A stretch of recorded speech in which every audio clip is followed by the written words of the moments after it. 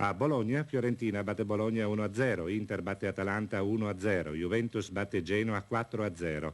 Lazio e Foggia 1-1, Lanerossi Vicenza batte Roma 4-3, Napoli batte Verona 3-0, Perugia batte Torino 2-0. A Pescara, Milan batte Pescara 2-1, a Bari, Ascoli batte Bari 3-1, Pistoiese batte Cagliari 1-0, a Rimini, Lecce batte Rimini 1-0, a Teramo, Spal batte Teramo 3-1, Catania batte Siracusa 1-0. Il montepremi del Totocalcio è di 2.192.121.534 lire. Ed eccoci alla classifica della Serie A, con il Milan ben solo in vetta a quota 15, seguita dalla Juventus a quota 12, Torino, Lanerossi, Vicenza e Perugia sono a 11 punti, Napoli e Inter a 10, Lazio, Genoa e Foggia a 9, Atalanta e Verona a 8, Roma a 7, Pescara e Fiorentina a 5, mentre chiude la fila il Bologna con 4 punti.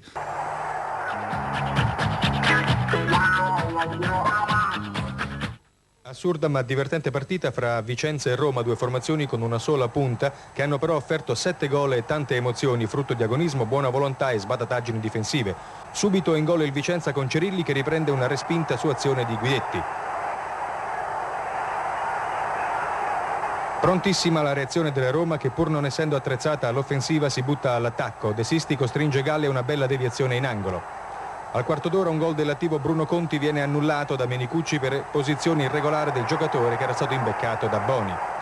Il pareggio arriva su corner di Bruno Conti, la palla sfila fino a Musiello, il cui tiro non è trattenuto da Galli. L'ex di Bartolomei entra in porta con la palla. È il 24esimo. 10 minuti dopo Faloppa si inserisce egregiamente su una punizione di Salvi e riporta il Vicenza in vantaggio. Il tempo si chiude con un piccolo show di Paolo Conti che salva di pugno, di piede e poi di testa su Cerilli fuori della sua area.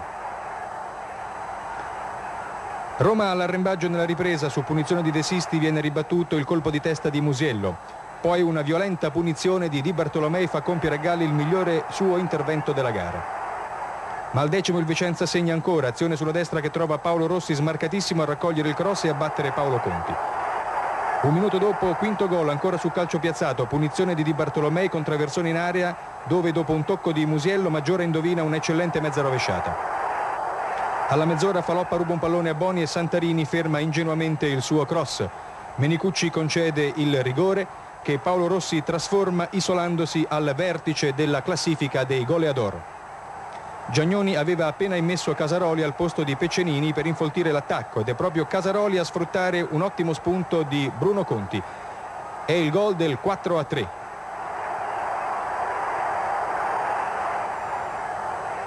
Al 40esimo la Roma ha la grande occasione, per questo fallo su Maggiore a beneficio di un rigore che Di Bartolomei si vede parato da Galli, che sancisce così il successo del Vicenza, sempre più squadra rivelazione.